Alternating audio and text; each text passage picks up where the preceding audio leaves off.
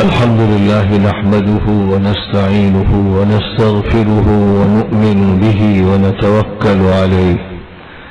ونعوذ بالله من شرور أنفسنا ومن سيئات أعمالنا من يهده الله فلا مضل له ومن يضلله فلا هادي له ونشهد أن لا إله إلا الله وحده لا شريك له ونشهد أن سيدنا ومولانا محمدا عبده ورسوله صلى الله تعالى عليه وعلى آله وأصحابه وأزواجه وذرياته وأهل بيته وبارك وسلم تسليما كثيرا كثيرا. أما بعد فأعوذ بالله من الشيطان الرجيم. بسم الله الرحمن الرحيم. هو الذي أرسل رسوله بالهدى ودين الحق ليظهره على الدين كله وكفى بالله شهيدا. صدق الله العظيم.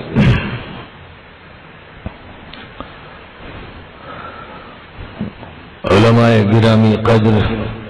محترم بزرگوں، دوستوں، عزیزوں، ساتھیوں،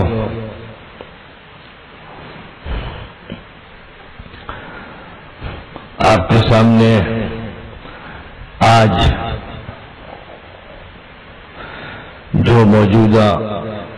حالات ہیں، ان حالات کے جو تقاضے ہیں، جو مطالبے ہیں، ان کو سامنے رکھتے ہوئے گفتگو کرنا ہے. ہم اور آپ امت مسلمہ کے نمائندے ہیں. ہم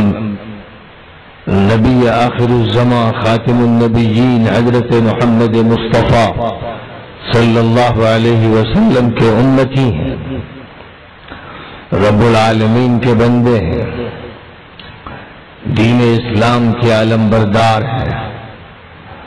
قرآن پاک کی امانت لیے ہوئے ہیں، حضور اکرم صلی اللہ علیہ وسلم کی سیرت اور آپ کی سنت کو اپنے ساتھ ایک نعمت کے طور پر اور ہدایت اور رہنمائی کے سب سے بڑے ذریعے کے طور پر لیے ہوئے ہیں اور اس کی حفاظت میں لگے ہوئے ہیں. محترم بزرگوں اور بھائیوں، ہمیں سب سے پہلے اس بات کا احساس کرنا چاہیے کہ ہماری اس دنیا میں حیثیت کیا ہے. جس شخص کی جو بھی حیثیت ہوتی ہے، جو عہدہ ہوتا ہے، جو منصب ہوتا ہے، جو ذمہ داری ہوتی ہے، اسی کے اعتبار سے اس کے کام طے پاتے ہیں. کسی اسکول کا کوئی پرنسپل ہے تو اس کی ذمہ داریاں ہیں، ٹیچر ہے تو اس کی الگ ذمہ داریاں ہیں، اور اگر کوئی چپراسی ہے، کوئی کلرک ہے تو اس کی الگ ذمہ داریاں ہیں. مدرسے کا محتمم ہے اور ناظم ہے تو اس کی الگ ذمہ داریاں ہیں. جس کا جو عہدہ ہے، جو منصب ہے، جو ذمہ داری ہے، اسی ذمہ داری کے ذریعے اس کا کام اور اس کا مشن طے پاتا ہے. ہم اور آپ امت محمد صلی اللہ علیہ وسلم کے افراد ہیں. ہماری ذمہ داری اللہ تعالیٰ کی طرف سے کیا بیان کی گئی ہے، ہمیں بہر صورت اس کو مستحضر رکھنا ہے. لیکن ہم جس کی امت میں ہیں اور جس کی نمائندگی کر رہے ہیں اور جس کی امانت لیے ہوئے ہیں، ہمیں اس کو بھی پہچاننا ہے. اسے کس حیثیت سے اللہ تعالیٰ کی طرف سے بھیجا گیا، برپا کیا گیا، اس کے ذمہ کیا کام سونپا گیا، یہ ہمیں یاد رہنا چاہیے اور ہماری نگاہوں کے سامنے ہم وقت اس کو تازہ رہنا چاہیے. محمد صلی اللہ علیہ وسلم آخری نبی ہیں، خاتم النبیین ہیں، عالمی نبی ہیں، دائمی نبی ہیں، تا قیامت نبی ہیں. یہ ساری حیثیتیں ہمارے ایمان کا حصہ ہیں۔ آپ کو اللہ تعالیٰ نے تمام انبیاء کرام کے اختتام پر اس طرح ظاہر فرمایا کہ سب کی سیادت آپ کو عطا کر دی گئی، اور آئندہ کے جتنے بھی دور آنے والے تھے ان کی قیادت عطا کر دی گئی، دنیا آپ کو دے دی گئی، اور دنیا کا نظام آپ کے حوالے کر دیا گیا۔ یہ ایک ایسا تحفہ اور عطیہ نہیں تھا جو آرام اور عافیت کے ساتھ آپ کو دے دیا گیا، بلکہ بڑی جاں گسل وادیوں سے گزار کر اور بڑی مشقتوں اور قربانیوں سے گزار کر اللہ تعالی کی طرف سے یہ انتظام فرمایا گیا، اور یہ انتظام بھی اس طرح فرمایا گیا کہ آپ کی حیات طیبہ میں کام کا ایک مرحلہ پورا ہوگا، اور پھر آپ کی خلافت راشدہ سے دوسرا مرحلہ پورا ہوگا، اور اس کے بعد کے دور سے تیسرا مرحلہ پورا ہوگا، اور یہاں تک کہ آخری دور کے ساتھ ساتھ آخری مرحلہ پورا ہوگا۔ لیکن اس میں کوئی شک و شبہ نہیں کہ دنیا آپ کی تحویل میں دے دی گئی، اور قرآن پاک میں سورۃ البقرہ میں جد امجد حضرت آدم علیہ السلام کا تذکرہ اسی سیاق و سباق میں کیا گیا کہ آدم علیہ السلام کو ایک فرد کی حیثیت سے اس دنیا میں جینے کے لیے نہیں بھیج دیا گیا، بلکہ ان کو اس حیثیت سے اس دنیا میں بھیجا گیا کہ یہ دنیا ان کے اقتدار میں ہوگی، اس دنیا کا نظام وہ چلائیں گے، وہ اللہ کی نمائندگی کریں گے، وہ اللہ کے نظام کو برپا کریں گے، ان کی حکومت ہوگی، اور جو بھی پھر ان کے نمائندہ ہوں گے ان کو بھی یہی کام کرنا ہوگا۔ تو اللہ تعالیٰ نے جس وقت آدم علیہ السلام کی پیدائش کا فیصلہ فرمایا، ان کے وجود کا فیصلہ فرمایا،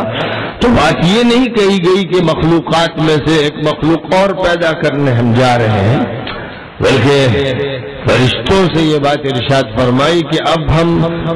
ایک ایسی مخلوق کو پیدا کرنے جا رہے ہیں جس کو کرۂ ارضی نظام ارضی کا ذمہ دار بنائیں گے۔ وَإِذْ قَالَ رَبُّكَ لِلْمَلَائِكَةِ إِنِّي جَاعِلٌ فِي الْأَرْضِ خَلِيفَةً، تمہارے پروردگار نے فرشتوں سے جو کہا تھا وہ یہ کہا تھا کہ میں زمین میں خلیفہ بنانے والا ہوں، میں زمین میں ایک نیک اور صالح انسان پیدا کرنے جا رہا ہوں، میں ایک اچھا فرد پیدا کرنے جا رہا ہوں، میں ایک عبادت گزار پیدا کرنے جا رہا ہوں۔ تم آسمان میں سجدہ ریز ہوتے ہو، زمین میں وہ سجدہ ریز رہے گا۔ اس حیثیت سے تذکرہ نہیں فرمایا گیا، یہ ساری حیثیتیں خلافت کے لفظ میں داخل ہیں، ضمنی طور پر، جزوی طور پر، لیکن جو بات فرمائی گئی جس حیثیت سے آدم کو پیدا کیا گیا وہ خلافت عرضی ہے، زمین کی حکمرانی ہے، زمین کا نظام ہے، یہاں کا ایڈمنسٹریشن ہے۔ اس پورے کرۂ ارضی کی حکمرانی آدم کو سونپی گئی، اور اس حیثیت سے ان کو اس روئے زمین پر اتارا گیا، ان کا جو تعارف کرایا گیا، جو منصب ان کا بیان کیا گیا، اللہ نے اپنے مقربین بارگاہ فرشتوں کے سامنے، حاملین عرش کے سامنے، ملائے اعلیٰ کے سامنے، اور بعض حضرات کی اصطلاح میں حضرت القدس کے لوگوں کے سامنے جو بات ارشاد فرمائی تھی وہ یہ کہ وَإِذْ قَالَ رَبُّكَ لِلْمَلَائِكَةِ إِنِّي جَاعِلٌ فِي الْأَرْضِ خَلِيفَةً، یاد کرو اس وقت کو جب کہ تمہارے پروردگار نے فرشتوں سے کہا تھا کہ زمین میں میں خلیفہ پیدا کرنے جا رہا ہوں، اور اس منصب کے لیے جس کو پورے زمین کا نظام چلانا ہے، جس کو زمین کی تمام چیزوں پر کنٹرول حاصل کرنا ہے،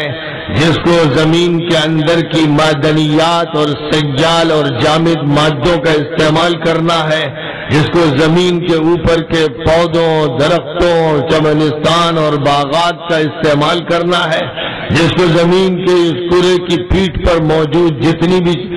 چیزیں ہیں میٹیریل سے ان کا استعمال کرنا ہے، جس کو فضا کی جتنی گیسز ہیں ان کا استعمال کرنا ہے، اور جس کو اسی کے ساتھ ساتھ سورج کا اور چاند کا اور ستاروں سیاروں کا اپنے اپنے دائرے میں استعمال کرنا ہے، جس کو ان سب چیزوں کا استعمال کرنا ہے، اور جس کے لیے یہ سارا سلسلہ قائم کیا گیا ہے۔ زمین کے اندر جو کچھ ہے اس کو اس کے لیے پیدا کیا گیا، اس کے اوپر جو کچھ ہے اس کو اس کے لیے پیدا کیا گیا، فضاؤں میں جو کچھ ہے اس کے لیے پیدا کیا گیا، اور ستاروں اور سیاروں سے جو کچھ بھی حاصل کیا جا سکتا ہے اس کے لیے اس کا انتظام کیا گیا۔ سخر لکم الشمس والقمر دائبین وسخر لکم اللیل والنہار وآتاکم من کل ما سألتموہ، تو یہ تمہارے لیے کیا گیا۔ اور فرمایا گیا قبل اس کے کہ خلافت آدمی کا اعلان کیا جاتا، خلق لکم ما فی الارض جمیعا، جو کچھ بھی زمین میں ہے تمہارے لیے اللہ نے بنایا ہے۔ یہ بات انسانوں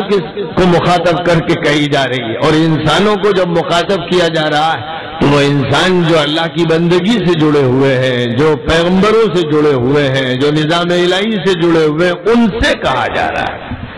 تسخیر کی بات ان سے کہی جا رہی ہے،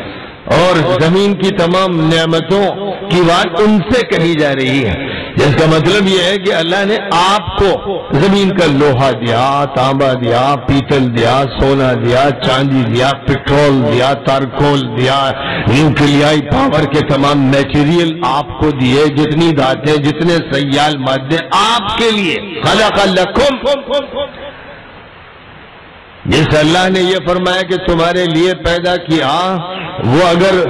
ان چیزوں سے غفلت اختیار کرے اور ان کو چھوڑ دے دوسروں کے لیے، اور دوسرے بھی کون؟ دو ہی ہے بس، یا رحمان یا شیطان، یا نظام الہی یا نظام شیطانی، یا نظام ربانی یا نظام ابلیسی۔ فماذا بعد الحق الا الضلال فأنا تصرفون، حق کے بعد سوائے گمراہی کے اور ہے کیا؟ تو یا حق ہوگا یا باطل ہوگا۔ تو اس کا مطلب یہ ہوا کہ جن کو ذمہ داری خلافت کی دی گئی، جن کو ذمہ داری امانت کی دی گئی، جن کے لیے زمین کی ساری چیزیں رکھی گئیں، انہوں نے شیطانوں کے حوالے کر دیا۔ اللہ نے ان سے فرمایا کہ وَأَنزَلْنَا الْحَدِيدَ فِيهِ بَأْسٌ شَدِيدٌ وَمَنَافِعُ لِلنَّاسِ، ہم نے لوہا زمین میں رکھا ہے جس میں بڑی طاقت رکھی ہے، بہت سے فائدے رکھے ہیں لوگوں کے لیے۔ تو جتنا بھی میٹیریل لوہے کا ہے وہ ہمارے لیے رکھا گیا، اور بطور مثال اس کا ذکر فرمایا گیا جب خلق لکم ما فی الارض جمیعا کہہ دیا تو لوہا تو ایک ضمنی چیز تھی،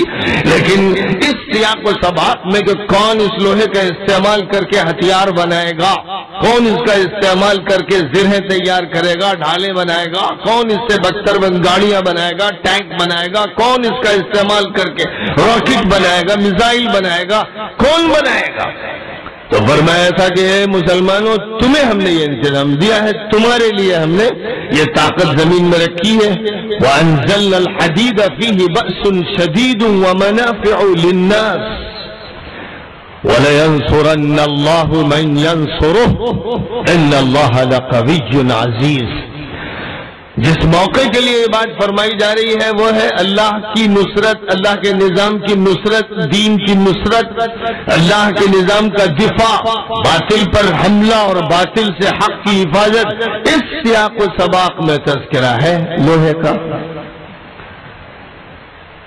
انزلنا علیکم لباسا یواری سوآتکم وریشا ولباس التقوی ذلک خیر، ہم نے لباس بھی عطا کیا، اس کا انتظام کیا، اس سے ستر کا بھی انتظام ہے، سردی گرمی سے حفاظت کا بھی انتظام ہے، اور خوشنمائی ہے، یہ ایک زینت بھی ہے۔ جو چیز ایسی تھی جس میں زینت تھی اور راحت تھی اور عافیت تھی، اس کو لے لیا آپ نے، اور ایک سے ایک شاندار کپڑوں کے انتظامات ہونے لگے۔ لیکن جس چیز کا تعلق دفاع دین سے تھا، نصرت دین سے تھا، اللہ کے نظام کی نصرت سے تھا، اسے حوالے کر دیا ابلیس کے۔ شیطانی طاقتوں کے حوالے کر دیا.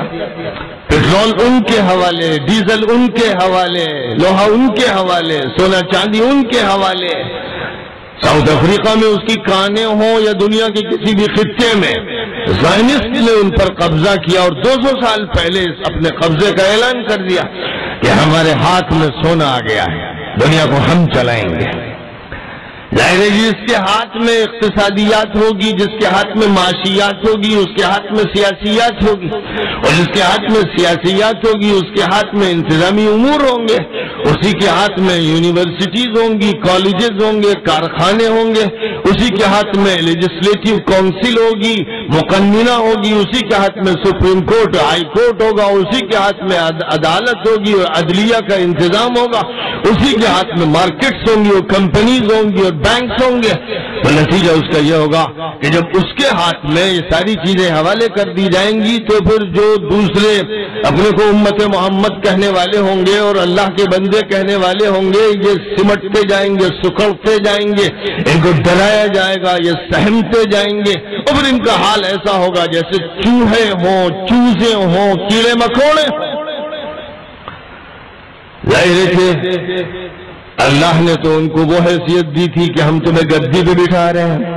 ہم تمہیں عرش سلطنت دے رہے ہیں، ہم تمہیں اپنا نمائندہ بنا رہے ہیں، ہم تمہیں اپنی صفات کا پرتو عطا کر رہے ہیں، ہم تم پر اپنا عکس ڈال رہے ہیں، ہم تمہیں اپنی تجلیاں دے رہے ہیں، ہم تمہیں قہاریو، غفاریو، قدوسیو، جبروت کی صفات عطا کر رہے ہیں، ہم ہیں مالک، تم کو ملکیت اور مالکیت عطا کر رہے ہیں، ہم ہیں جو متصرف ہیں لیکن تصرف تم کو بھی دے رہے ہیں، ہم تمہیں یہ سب کچھ عطا کر رہے ہیں کہ تم ہمارے صحیح معنی میں وائسرائے بن جاؤ، نمائندہ بن جاؤ، ریپریزنٹیٹو بن جاؤ، ہمارے ترجمان بن جاؤ. ہم نے اس لیے تم کو پیدا کیا اور اس لیے تم کو اس روئے زمین پر بسایا.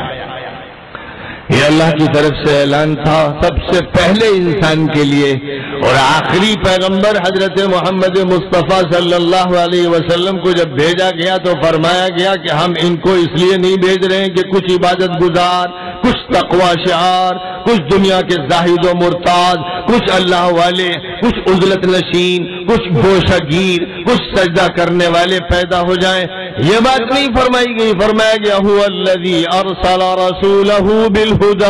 ودین الحق لیظہرہ علی الدین کلہ.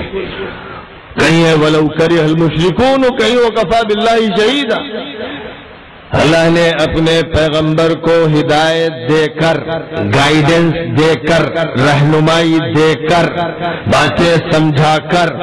اور دین برحق دے کر اس لیے بھیجا ہے تاکہ دنیا میں جتنے بھی مذاہب ہیں، جتنی تہذیبیں ہیں، جتنے ازمز ہیں، جتنے کلچرز ہیں، جتنی بھی ثقافتیں ہیں، جتنے بھی نظام ہائے حکومت ہے اور نظام ہائے تعلیم و تربیت ہے، ان سب پر غالب کر دیں. اس لیے بھی سب کے ساتھ ایک کونے میں وہ بھی رہیں اور یکجہتی کی نہر میں بہیں، تنکوں کے ساتھ تنکا بن جائیں. اس لیے نہیں بھیجا گیا تھا. اس لیے نہیں بھیجا گیا تھا کہ وہ بھی زندگی گزارنے کے طریقے سیکھ لیں.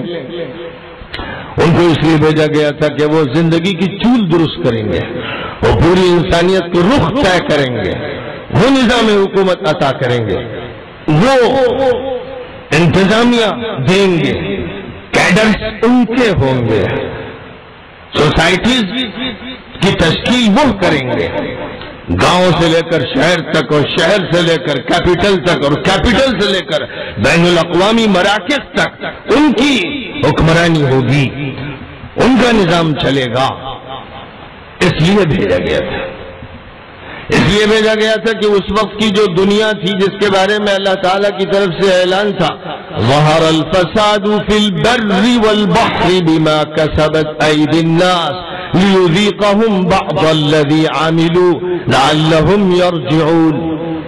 ہر طرف کرپشن پھیلا ہوا ہے، خشکی میں کرپشن، سمندروں میں، دریاؤں میں کرپشن، غلبہ کرپشن کا ہو گیا ہے، انہیں لوگوں کے کرتوتوں کی وجہ سے ہوا ہے، اور اللہ ان کو اس کی سزا دے گا تاکہ پھر وہ پلٹ کر آئیں، حق کو قبول کریں. یہ تھا وہ ماحول جس کی تصویر کشی کی گئی. محمد عربی علیہ السلام 670-71 میں پیدا ہوئے, 570-71 میں پیدا ہوئے, 610 میں نبی بنائے گئے. لہذا یہ 6ٹھی صدی اور 7ویں صدی کے ماحول کی تصویر کشی کی جا رہی ہے.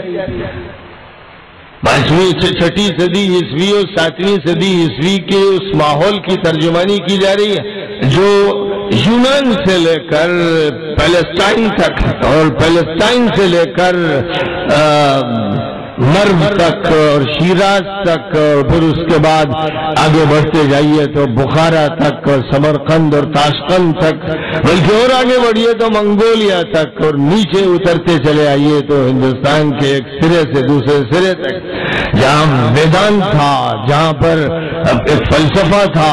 اور جہاں پر اعلیٰ قانون حمورابی کے قانون کے نام سے عراق کی سرزمین پر چلائے جا رہے تھے, جہاں فرعونوں کی تہذیب تھی مصر کی وہ سرزمین, اور جہاں بربری آباد تھے, اور جہاں پر یورپین کلچر کا خلاصہ تھا. اسپین پوری دنیا میں رومن امپائر ایک طرف اور پرشین امپائر ایک طرف, پوری دنیا ان دو امپائر میں تقسیم کر دی گئی تھی. اس کا جو نقشہ تھا اس نقشے کو اس طرح قرآن میں پیش کیا گیا, ظہر الفساد فی البر والبحر بما کسبت ایدی الناس لیذیقہم بعض الذی عاملوا لعلہم یرجعون. اس عالمی فساد, عالمی کرپشن کے علاج کے لیے مکہ مکرمہ کی سرزمین پر خاندان بنو ہاشم سے ایک نوجوان کا انتخاب کیا گیا جس کو یہ کام سونپا جائے گا کہ وہ مکے سے شروع کرے گا سلسلہ اور پھر بڑھتے بڑھتے پورے جزیرۃ العرب کو کور کرے گا, پھر پرشین امپائر اور رومن امپائر میں اپنے اثرات قائم کرے گا, اور دنیا کے اوپر سے اس جوئے کو, جاہلیت کے, ظلم کے, انارکی کے اور فساد کے جوئے کو اتار کے پھینک دے گا, انسانیت کو آزاد کرے گا, لوگوں کو امن عطا کرے گا, غلاموں کو آزاد کرائے گا, عورتوں کو عزت دے گا, بچوں کی معصومیت کا تحفظ کرے گا, بوڑھوں کے ساتھ اچھے سلوک کی تلقین کرے گا. پورے ملک میں بلکہ بین الاقوامی صورتحال نہایت ہی پرامن ہوگی, نہایت ہی بھائی چارے کی ہوگی, آپس کے تعاون کی ہوگی, انسانیت ظالموں کے چنگل سے آزاد کرا دی جائے گی. اس مشن کو شروع کرنے کے لیے اللہ تعالیٰ نے محمد ابن عبداللہ صلی اللہ علیہ وسلم کو غار حرا میں اپنی نبوت اور رسالت کے لیے منتخب فرمایا, اور سب سے پہلا کام ان کو یہ سونپا گیا, کہا گیا کہ پڑھو اللہ کے نام سے جو بہت مہربان اور نہایت کرم فرما ہے, پڑھو اپنے پروردگار اور مالک اور آقا کی صفات کو یاد کرتے ہوئے اور ان کا کلمہ جپتے ہوئے, جس نے سب کچھ پیدا کیا ہے, جس نے انسان کو خون کے ایک لوتھڑے سے پیدا کیا. پڑھو تمہارا پروردگار بہت ہی کرم فرمانے والا ہے, اس نے قلم کے ذریعے سکھایا اور انسان کو وہ باتیں سکھائیں جن سے انسان واقف نہیں تھا. بسم اللہ الرحمن الرحیم, اقرأ باسم ربک الذی خلق, خلق الانسان من علق, اقرأ وربک الاکرم الذی علم بالقلم, علم الانسان ما لم يعلم. ایجوکیشنل موومنٹ سے بات شروع کی گئی, تعلیم کی ایک مہم شروع کی جا رہی ہے, ایک تحریک شروع کی جا رہی ہے. پڑھو, کیا پڑھے؟ کائنات کو پڑھو, ذرے ذرے کو پڑھو, پتے پتے کو پڑھو, بوٹے بوٹے کو پڑھو, بوند بوند کو پڑھو, ہواؤں کی لہروں کو پڑھو, اس فضا کو پڑھو, زمین کے اندر کی چیزوں کو پڑھو, اوپر کی چیزوں کو پڑھو, اللہ کی مخلوقات کو پڑھو تاکہ مخلوقات سے صفات الہی تک پہنچو, صفات الہی سے ذات الہی تک پہنچو, اور خلافت کے مقصد کو سمجھو. پھر یاد کرو اس سبق کو آدم علیہ السلام کو جو دیا گیا تھا اور جس کے نتیجے میں اللہ استاد بنا تھا. وہ پہلے شاگرد تھے, پہلا اسکول روئے زمین پر جو قائم کیا گیا وہ اسکول تھا جس میں ایک استاد تھا, ایک شاگرد تھا, اور اس ایک شاگرد کو اس ایک استاد نے جو وحدہ لا شریک لہو ہے ایسا سکھایا, اتنا سکھایا, اتنی وسعت کے ساتھ سکھایا کہ روئے زمین کی کوئی چیز ایسی باقی نہیں رہی جس کا علم اس کے دل و دماغ میں پیوست نہ کر دیا گیا ہو. وعلم آدم الاسماء كلها، جتنی بھی چیزیں اس روئے زمین پر ہیں، اندر ہیں، اوپر ہیں، باہر ہیں، ادھر ہیں، ادھر ہیں، جس کا اس روئے زمین سے تعلق ہے، خلافت سے تعلق ہے، نظام سے تعلق ہے، اس کے سارے علم و فن آدم کو سکھا دیے گئے۔ قرآن یہ کہہ رہا ہے، لوگ ترجمہ کر دیتے ہیں آدم کو نام سکھا دیے، نام کی رٹ لگائیں گے، تسبیح پر نام پڑھیں گے، سلیم کلیم نسیم حابیل قابیل فلاں ڈکا، تو ان سے زیادہ بیکار کون ہوگا پھر؟ اسما کے معنی صرف ناموں کے نہیں آتے، یہ تو بیچاری اردو اتنی کمزور غریب فقیر ہے کہ اس کے پاس الفاظ نہیں۔ عربی زبان میں اسما کے معنی صفات کے بھی ہے، خصوصیات کے بھی ہے، امتیازات کے بھی ہیں، ناموں کے بھی ہیں، اور ناموں کی تفصیلات کے بھی ہیں۔ علوم تعبیر صحیح بن سکتے ہیں، اور علامہ فخر الدین رازی رحمۃ اللہ علیہ نے تو بڑی صراحت کے ساتھ یہ بات آیت کریمہ کی تفسیر میں فرمائی ہے کہ الاسماء سے مراد سارے علوم ہیں۔ تو اس روئے زمین کے لیے جتنے علم ضروری تھے، جتنی سائنسز ضروری تھیں، جتنی نالجز ضروری تھیں، وہ سب آدم کو عطا کی گئی۔ اور محمد عربی علیہ السلام کا ایک امی قوم سے، خود آپ بھی امی تھے، انتخاب فرمایا گیا کہ جیسے آدم کو براہ راست اللہ نے سکھایا، محمد صلی اللہ علیہ وسلم کو بھی اب اللہ پڑھائے گا۔ کسی استاد کا احسان نہیں ہوگا، کسی اسکول کا، کسی مدرسے کا، کسی کتاب کا، کسی لائبریری کا، کسی ٹیوٹر کا، ٹیچر کا احسان محمد پر نہیں ہوگا۔ محمد صلی اللہ علیہ وسلم براہ راست اللہ سے پڑھیں گے، جیسے ان کے جد امجد کو اللہ نے پڑھایا، اب آخری پیغمبر کو بھی بس اللہ ہی پڑھائے گا۔ تو اللہ نے پڑھانا شروع کیا اور یہ فرمایا کہ پڑھیے، اقرأ بسم ربک الذی خلق، وہ اللہ جو خالق ہے اس اللہ کو پڑھیے، اس کی تخلیقات کو پڑھیے، اور اس کی تخلیقات کو کیوں پڑھیے؟ ظاہر ہے کہ اس لیے پڑھیے کہ کس طرح اس کا نظام غالب کرنا ہے۔ ارسل رسولہ بالہدی ودین الحق لیظہرہ، یہاں پر بھی اردو میں بہت سے لوگ ظاہر کر دینا یہ ترجمہ کر دیتے ہیں، جو بالکل غلط ہے۔ اظہار کے معنی غالب کر دینے کے، کہ اسے غالب کر دے، اسے با اقتدار بنا دے، اس کے ہاتھ میں طاقت دے دے، سیاست اس کی ہو، نظام اس کا ہو، یہ اللہ تعالیٰ کی طرف سے طے فرمایا گیا اور اس کے لیے پڑھانا شروع کیا گیا۔ تو جو پڑھائی شروع کی گئی، اس پڑھائی کا تعلق تمام انسانوں سے تھا، جنوں سے بھی تھا،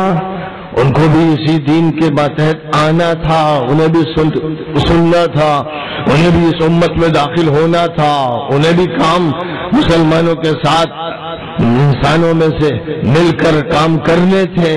اس لیے انہیں بھی مخاطب کیا گیا، انہیں بھی مخاطب کیا گیا، لیکن ظاہری اعتبار سے نمبر 1 پر انسانوں کو مخاطب کیا گیا اور یہ بتایا گیا کہ جو کچھ پڑھایا جا رہا ہے، سب سے پہلا جو نظریہ، سب سے پہلا جو فکر، سب سے پہلا جو عقیدہ پڑھایا گیا، وہی عقیدہ ایسا تھا جو باطل کے نظام کو درہم برہم کر رہا تھا۔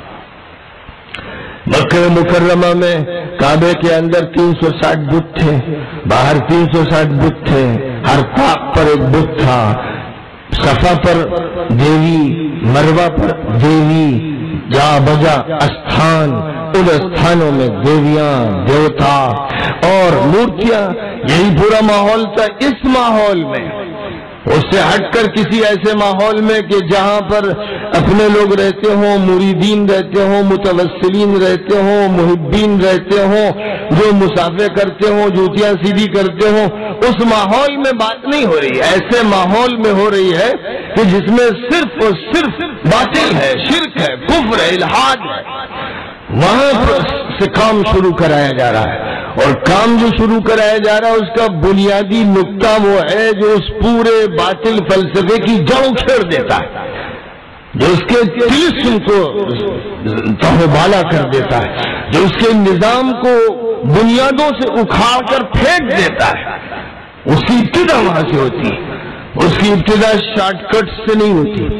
ادھر ادھر کے چکروں سے نہیں ہوتی، حواشی سے نہیں ہوتی، بلکہ اس کی ابتدا ہوتی ہے نظام باطل پر گرز چلانے سے، پہلے اس نظام باطل کو ختم کیا جائے جس کے درخت، جس کی شاخیں، جس کے پتے اور جس کے پھل پھول اپنے اثرات دکھا رہے ہیں، اس کو جڑوں سے کھود دیا جائے۔ یعنی پہلا مطالبہ یہ ہے، کچھ نہیں ہوتا ان بتوں سے، دیوتاؤں سے، دیویوں سے، مورتیوں سے، تمہارے جھوٹے خداؤں سے کچھ نہیں ہوتا۔ اللہ ایک ہے، مالک ایک ہے، حاکم ایک ہے، طاقت ایک کے پاس ہے، اور اس نے اپنا نمائندہ مجھے بنایا ہے، میں اس کا ترجمان ہوں۔ میں تمہیں دعوت دیتا ہوں کہ اے لوگوں، چھوڑ دو اس شرک کو، بت پرستی کو، دیومالا کو، نکلو اس سے۔ اللہ نے تمہیں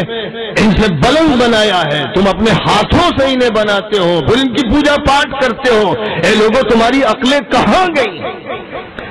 بات یہاں سے شروع کی گئی۔ ظاہر ہے کہ سب سے مشکل نقطہ،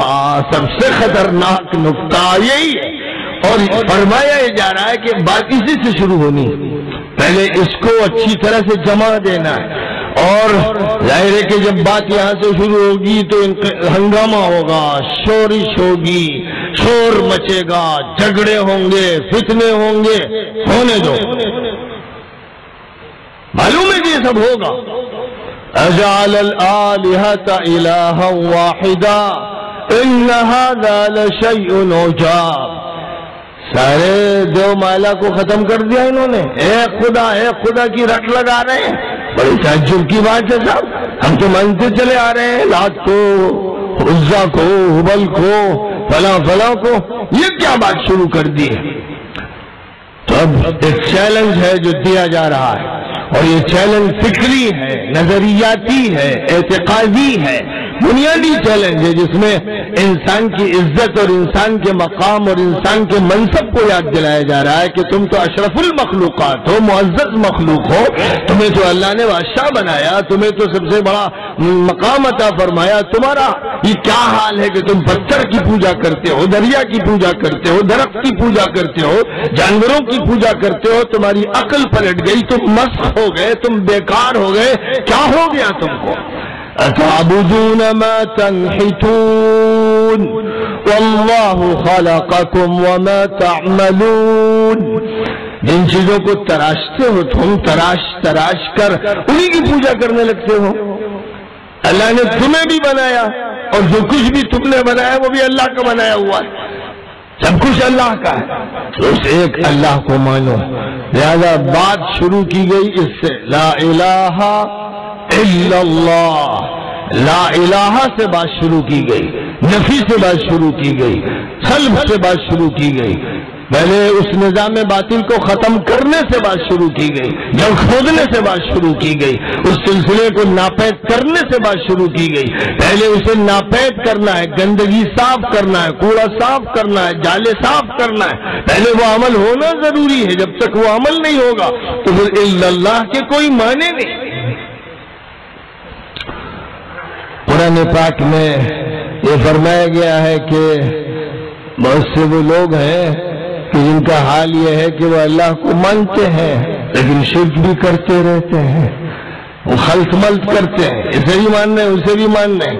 اور جو اسے بھی مانے گا اسے بھی مانے گا، اللہ کا فیصلہ یہ ہے کہ میں اسے پھر اپنا نہیں سمجھوں گا۔ من عمل عملا اشرک فیہ معی غیری ترکتہ وشرکہ، جو کوئی بھی کام کرے گا جس میں دوسرے کو میرے ساتھ شریک کرے گا تو میں اس کو شریک کے حوالے کر دوں گا، وہ میرا نہیں ہوگا، میں اسے اپنا نہیں سمجھوں گا۔ تو یہاں تو حال یہ ہے کہ بالکل خالص توحید جس میں ذرا بھی لگاوٹ نہ ہو، ملاوٹ نہ ہو۔ وَمَا أُمِرُوا إِلَّا لِيَعْبُدُوا اللَّهَ مُخْلِصِينَ لَهُ الدِّينَ حُنَفَاءَ وَيُقِيمُوا الصَّلَاةَ وَيُؤْتُوا الزَّكَاةَ وَذَلِكَ دِينُ الْقَيِّمَةِ۔ فرمایا کہ ان کو اس کا حکم دیا گیا ہے کہ خالص اطاعت اللہ کی ہو، ہر طرف سے کٹ جائیں، اللہ کے لیے یکسو ہو جائیں، اور نماز کو قائم کریں اور زکوٰۃ دیں، بدنی عبادات کریں اور مالی عبادات کریں، یہی صحیح دین ہے۔ اس کے علاوہ جو بھی اور شکلیں ہیں وہ صحیح دین کی نہیں۔ یہ وہ بات تھی جس پر یقیناً پہلے ہی مرحلے میں ہنگامہ شروع ہوا۔ صفا کی پہاڑی پر چڑھ کر حضور صلی اللہ علیہ وسلم نے جس دن یہ اعلان فرمایا، سب سے بڑی مخالفت کا طوفان آپ کے گھر سے، آپ کے چچا ابو لہب کی طرف سے اٹھا، اور جب ابو لہب کی طرف سے سب سے بڑا طوفان اٹھا تو نبی صلی اللہ علیہ وسلم نے چچا کو منانے کے لیے تعویل کا کوئی سہارا نہیں لیا، بات بنانے کی کوئی کوشش نہیں کی، منانے کی کوئی کوشش نہیں کی، کیونکہ یہ وہ راستہ ہے جس میں کوئی اس طرح کا شارٹ کٹ رکھا ہی نہیں گیا ہے، کلیئر کٹ راستہ ہے، بالکل صاف ہے، 2-2-4 کی طرح ہے، دن کی روشنی جیسے ہوتی ہے اور رات کی تاریکی جیسے ہوتی ہے، اور دونوں میں کوئی ملاپ نہیں ہو سکتا ہے، ویسے یہاں کوئی ملاپ نہیں ہو سکتا ہے، اس لیے جو ایکشن ظاہر کیا گیا اس کا ریئیکشن یہ بتایا گیا، تبت یدا ابی لہب وتب، نتیجے کی زبان سے یہ اعلان کیا گیا کہ ابو لہب کے ہاتھ ٹوٹ گئے، وہ تباہ و برباد ہو گیا، ما اغنى عنه ماله وما كسب، اس کا مال کام نہیں آئے گا، اس کی کمائی کام نہیں آئے گی۔ سن لے چودھری، سن لے سیٹھ، سن لے تاجر، سن لے سرکار کو راضی کرنے والے، سن لے وہ لوگ جو پارٹیوں کے لیڈروں کے تلوے چاٹتے ہیں، سن لے وہ لوگ جو دوسروں کو غیر اللہ کو راضی کرتے ہیں تاکہ ان کے ساتھ یکجہتی ہو، تاکہ اپنے کاروبار میں اور اپنے مسائل میں فائدہ اٹھائیں۔ سن لے کہ جس نے بھی اس نظام توحید کی مخالفت کی اور صرف اللہ کا ہونے کے لیے تیار نہیں ہوا، وہ وقت کا ابو لہب ہے جس کے لیے قرآن میں اعلان ہے کہ یہ تباہ ہو جائے، اس کے ہاتھ ٹوٹ جائے۔ حضور کے چچا کے لیے اگر یہ کہا جا سکتا ہے تو خوب سن لو، گجرات کے ہر تاجر اور ہر سیٹ اور ہر دولت مند اور ہر مال کے پجاری سے یہ کہا جا رہا ہے، سورہ لہب سنائی جا رہی ہے کہ سن لے، اے دولت والے، طاقت والے اور سیاسی سہارے لینے والے اور غیر اللہ کی کھپچیوں پہ چلنے والے، سن لے کہ تو اپنے دور کا ابو لہب ہے۔ اور جیسے نبی کے چچا ابو لہب کو بات سنا دی گئی قرآن کے الفاظ میں، تبت یدا ابی لہب وتب ما اغنى عنه ماله وما كسب سيصلى نارا ذات لهب وامرأته حمالة الحطب في جيدها حبل من مسد۔ یہ سخت ترین سزا سنائی گئی، بیوی بھی کیونکہ ساتھ تھی اس کام میں، اس مشن میں ابو لہب کے، تو سزا اس کے لیے بھی طے کر دی گئی، اعلان کر دیا گیا۔ یہ ہے کھری کھری بات، قرآن کی بات، یہ مولویوں کے فتووں کی باتیں نہیں، یہ تعویل کرنے والوں کی باتیں نہیں ہیں۔ ہم جب اپنی باتیں شامل کرتے ہیں تو پھر قرآن پاک پر ظلمت چھانے لگتی ہے، جب ہم اپنی باتیں اپنے مفادات کے لیے کرتے ہیں تو قرآن کی ترجمانی باقی نہیں رہ جاتی ہے، ہم پھر اس کے بعد غیر اللہ نئے نئے تراش لیتے ہیں، ہم اپنے دل کے اندر غیر اللہ سجا لیتے ہیں، اس وقت ہمارے بت ہمارے گھر کی طاق پر نہیں ہوتے لیکن ہمارے دل کی طاق پہ ہوتے ہیں۔ افرأیت من اتخذ الہہ ہواہ وَأَضَلَّهُ اللَّهُ عَلَىٰ عِلْمٍ، اے نبی آپ نے دیکھا اس کو جس نے اپنی خواہش کو خدا بنا لیا ہے، اس کے دل کی طاق پر مورتی سجی ہوئی ہے، اس کے دماغ میں مورتیاں سجی ہوئی ہیں، اس کے باطن میں بت خانے ہیں، اس نے باہر کی مندر سے دوری اختیار کی لیکن اپنے وجود اور باطن میں مندر بنایا ہے۔ افرأیت من اتخذ الہہ ہواہ وَأَضَلَّهُ اللَّهُ عَلَىٰ عِلْمٍ، اور سب کچھ جاننے کے باوجود یہ گمراہ ہے، جاہل جپٹ، یہ کہتا ہے میں پڑھا لکھا ہوں، یہ کہتا ہے میں پی ایچ ڈی ہولڈر ہوں، یہ کہتا ہے میں اسکالر ہوں، یہ کہتا ہے مجھے سب معلوم ہے، یہ بولتا ہے، یہ جاہل لٹ، یہ دیہاتی، یہ گنوار یہ بات کر رہا ہے، خدا کہتا ہے جاہل ہے۔ آپ کہتے ہو کہ عالم ہے، آپ کہتے ہو یہ ڈاکٹر ہے، آپ کہتے ہو کہ یہ لیڈر ہے، آپ کہتے ہو یہ فلاں ہے، ہمارے الفاظ پر اس قابل ہے وہ الفاظ اور وہ ڈگریاں جن پر تھوکا جائے، خدا اسے جاہل کہہ رہا ہے، تو اس اللہ کے نظام سے ہٹ کر کسی اور کے سہارے کو قبول کر رہا ہے۔ کہا جا رہا ہے کہ وَأَضَلَّهُ اللَّهُ عَلَىٰ عِلْمٍ، علم کے باوجود گمراہ ہے۔ اس لیے جو نظام اللہ تعالی نے دیا ہے وہ صرف اللہ سے ہی جڑ کے چلے گا، اور اللہ نے جو اپنا تعارف کرایا ہے وہ اس طرح کا تعارف نہیں ہے کہ مسجد کے اندر وہ حاضر ہوتا ہے اور آپ کے سجدے قبول کرتا ہے، آپ کا رکوع قبول کرتا ہے، رمضان میں 1 مہینے کے لیے حاضر ہو جاتا ہے اور آپ کے روزے ریسیو کرتا ہے، ان کی رسیدیں کاٹ کاٹ کے دیتا ہے، اور اس کے بعد پھر وہ چلا جاتا ہے حرم میں، وہاں آپ کی عمرے دیکھتا ہے اور آپ کے حج دیکھتا ہے اور ان کو قبول کرتا ہے، اور پھر ان پر اس نے جو وعدے کر دیے ان کے ثواب دینا شروع کرتا ہے۔ یہ وہ اللہ ہے۔ تو اگر یہ اللہ ہے تو یہ مندر کا اللہ ہے، یہ کلیسا کا اللہ ہے، یہ سینیگاگ کا اللہ ہے، یہ اسلام کا اللہ نہیں۔ اسلام کا جو اللہ ہے وہ آپ کے گھر پر بھی حکمرانی کر رہا ہے، دکان پر بھی کر رہا ہے، کارخانے پہ کر رہا ہے، سڑکوں پہ کر رہا ہے، مارکیٹ پہ کر رہا ہے، سفر و حضر میں آپ کے ساتھ ہے، ہر جگہ وہ ہے۔ جو ہے تو وہ تیسرا ہے، 3 ہے تو وہ چوتھا ہے، بلکہ وہ آپ کی رگ جان سے زیادہ قریب ہے اور آپ کے وسوسوں، دل کی آہٹوں اور سرسراہٹوں کو سن رہا ہے۔ یعلم السر و اخفا، اسے راز معلوم ہے، بھید معلوم ہے، بھیدوں کس سے بھی زیادہ اگر کوئی چیز چھپی ہوئی ہے وہ بھی معلوم ہے۔ وَلَقَدْ خَلَقْنَا الْإِنسَانَ وَنَعْلَمُ مَا تُوَسْوِسُ بِهِ نَفْسُهُ وَنَحْنُ أَقْرَبُ إِلَيْهِ مِنْ حَبْلِ الْوَرِيدِ۔ وہ ایسا خدا ہے، پھر وہ ایسا خدا ہے جو پوری زندگی کا معاملہ طے کرتا ہے۔ پوری زندگی میرے حوالے کرو پھر جنت کی بات کرنا۔ صرف اگر نماز کے قیام اور رکوع اور سجود کا سودا کرو گے تو بات نہیں طے ہوگی، صرف روزے کا سودا کرو گے، صرف عمرے اور حج کا کرو گے، صرف زکوٰۃ کے چند ٹکے اور چند سکوں کا سودا کرو گے، بات قبول نہیں ہوگی، کیونکہ ایمان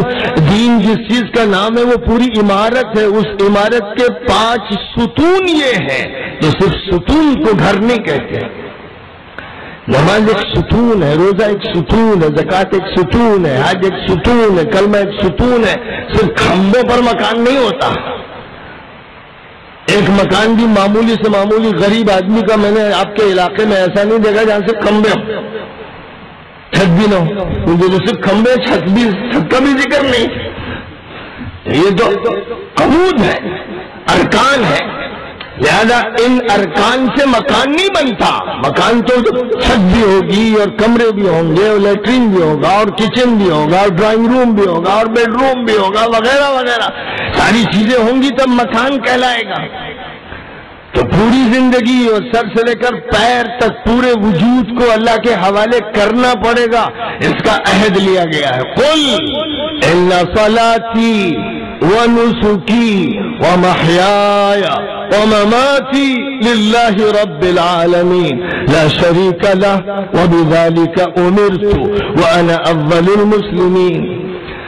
فرمایا کہ یہ کہہ دو کہ میری نماز اور میری قربانی اور میری زندگی اور میری موت صرف اور صرف اللہ کے لیے، پوری زندگی اللہ کے حوالے، موت بھی اللہ کے حوالے، اور وہ اللہ ہے جس کا کوئی شریک نہیں ہے، رب العالمین۔ مجھے یہی حکم ہے، یہی حکم ہے مجھے، اس لیے مجھے اسی حکم کے مطابق عمل کرنا ہے۔ تو اب پوری زندگی میں اگر نظام اللہ کا چل رہا ہے، کارخانہ آپ کا اللہ کے قانون کے مطابق چل رہا ہے، دکان اللہ کے حکم کے مطابق چل رہی ہے، شادی اللہ کے حکم کے مطابق ہو رہی، غمی کا موقع اللہ کے حکم کے مطابق گزارا جا رہا ہے، آپ کے سفر و حضر اللہ کے حکم کے مطابق ہو رہے ہیں، آپ کی تجارت اور آپ کی کمپنی اللہ کے حکم کے مطابق عمل میں لائی جا رہی، آپ کے رات و دن اللہ کے حکم کے مطابق ہے، آپ کے بچوں کا سسٹم، ان کی زندگی، ان کی تعلیم، ان کی تربیت، ان کی ملازمت، ان کی کمائی اللہ کے حکم کے مطابق ہے، اور آپ کی رشتہ داریاں اور آپ کا پڑوس اور آپ کے تعلقات اللہ کے حکم کے مطابق ہیں، اور آپ کا پورا انتظامیہ اور آپ کا ایڈمنسٹریشن اور آپ کا گورننس اللہ کے حکم کے مطابق ہے، تب پھر آپ مسلمان ہیں، ورنہ نہیں، ادھورے مسلمان ہیں، اونے ہیں، پونے ہیں، 10واں حصہ 5واں حصہ کچھ ہو تو ہو، لیکن آپ صحیح معنی میں مسلمان نہیں ہو، کیونکہ عہد یہ لیا گیا ہے مکمل زندگی اسلام کے ماتحت ہونا ضروری ہے۔ یا ایھا الذین آمنوا ادخلوا فی السلم کافہ ولا تتبعوا خطوات الشیطان انہ لکم عدو مبین۔ اے ایمان والو، مکمل طور پر اللہ میاں سے مصالحت کا معاملہ طے کرو، مکمل طور پر سپردگی اختیار کرو، مکمل طور پر اسلام میں داخل ہو، مکمل زندگی اللہ کے حوالے کرو، شیطان کی بالکل پیروی مت کرو، وہ تمہارا دشمن ہے۔ مطالبہ یہ اور صاف ہے۔ اب مشکل یہ ہے، ایک عرصے سے مشکل یہ ہے کہ ہمارے دین کے جو حضرات ترجمان ہیں، مدرسے ہوں، طلباء ہوں، اساتذہ ہوں، ذمہ دار ہوں، یہ آدھی پونی زندگی پر راضی ہو گئے۔ جو کام فادرز نے کیا تھا، بشپس نے کیا تھا، پیٹریوٹس نے کیا تھا، پوپ صاحبان نے کیا تھا کہ ان کی طرف سے مغفرت کے چیک دیے جا رہے تھے، گناہ معاف کیے جا رہے تھے، دین میں کثر بیعت کا عمل ہو رہا تھا، تحریفات چل رہی تھی،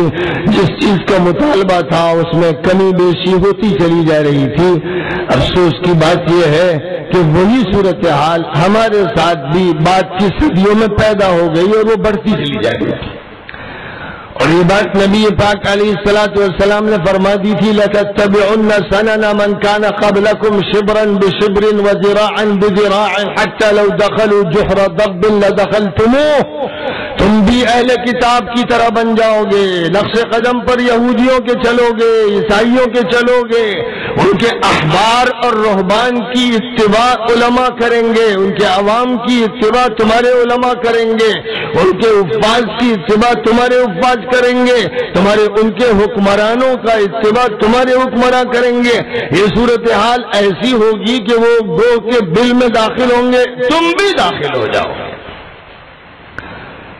تو لوگوں نے آج اسے قبول کرنا شروع کر دیا ہے۔ ہمارے معاشرے میں، ہماری سوسائٹی میں اگر کوئی ایک آدمی شادی کر رہا ہے ہندوانہ طریقے پر اور یہودی تاجرانہ ذہن کے ساتھ اور عیسائیوں کی بے محابہ بد تہذیبیوں کے ساتھ اور فیشنز کے ساتھ اور ہیرو اور ہیروئن کے کلچر کے ساتھ اور اپنے پیسوں کا شو دکھا رہا ہے اور سنتوں کو پامال کر رہا ہے، تو یہ سب کرتے ہوئے اس کے پیشانی کے گٹے کو دیکھا جا رہا ہے، اس کی ہاتھ کی تسبیح کو دیکھا جا رہا ہے، اس نے جو 10 حج کیے ہیں ان کے تذکرے کیے جا رہے ہیں۔ حاجی فلاں صاحب، حاجی فلاں صاحب، حاجی صاحب کی شادی ہے، چلیے بھائی دعوت نامے سب کے پاس آئے ہیں۔ حاجی صاحب یہ جو شادی گھر پہ کر رہے ہیں شیطانی شادی ہے، ابلیسی شادی کر رہے ہیں، یہ اپنے لڑکے کو یہودی بنا رہے ہیں، یہ اپنی لڑکی کو عیسائی بنا رہے ہیں، یہ فیشن کی جہنم میں جھونک رہے ہیں، یہ فضول خرچی کر کے اللہ کے قول کے مطابق شیطان کے بھائی بن رہے ہیں۔ ان المبذرین کانوا اخوان الشیاطین وکان الشیطان لربہ کفورا۔ جو لوگ فضول خرچی کرتے ہیں وہ شیطان کے بھائی، لیکن آپ ایڈجسٹمنٹ کرتے ہیں، آپ خاموش رہتے ہیں، آپ ٹال جاتے ہیں، آپ حاجی صاحب بولتے ہیں، آپ ان کے چندے کو دیکھتے ہیں جو مدرسے کو دیا گیا اور جو مسجد میں رقم لگائی گئی، آپ اس سے مرعوب ہیں، آپ اس کی وجہ سے زبان کھول نہیں پا رہے ہیں۔ اس لیے جو بھی اللے تللے رقم خرچ کی جا رہی ہے اور شو ہو رہا ہے، آس پڑوس میں بے شمار لڑکیاں گھروں میں بیٹھی ہوئی ہیں، 30-40 سال کی عمر ان کی ہو رہی، شادیاں نہیں ہو رہی، اس لیے کہ ان کے پاس وہ دولت نہیں، ان کے پاس وہ شیطان نہیں، ان کے پاس ابلیس کی رکومات نہیں، ان کے پاس یہودیت کے انتظامات نہیں، اور یہ حاجی صاحب یہودیت اور عیسائیت کے ریپرزینٹیٹو بن کر آئے ہیں جو فضول خرچی کر رہے ہیں، دھڑلے سے اپنے پیسوں کے مظاہرے کر رہے ہیں، اس لیے کہ ان کا یہ ارادہ ہے کہ اس شادی کو لعنتی شادی بنانا ہے، ان کا یہ فیصلہ ہے۔ اس لیے اللہ نے برکت اٹھائی، نبی نے برکت کے اٹھ جانے کے فیصلے کیے اور یہ فرما دیا گیا کہ اس کا انجام اچھا نہیں ہوگا، لیکن انہیں کچھ یاد نہیں آتا۔ ایک جنون ہے، ایک شو بازی ہے، ایک ریاکاری ہے، ایک انانیت ہے، ایک نفسانیت ہے، اندر کا دیو ہے، اور شیطان ہے جو اکساتا ہے اور ابھارتا ہے، اس کی اتباع میں لگے ہوئے ہیں۔ مسجد کا نہ سجدہ یاد رہ گیا اور نہ حجر اسود کا چومنا یاد رہ گیا، نہ ملتزم سے لپٹنا یاد رہ گیا، نہ اللہ کی بندگی کا قول و قرار یاد رہ گیا، یہاں شیطان کی بندگی شروع ہو گئی۔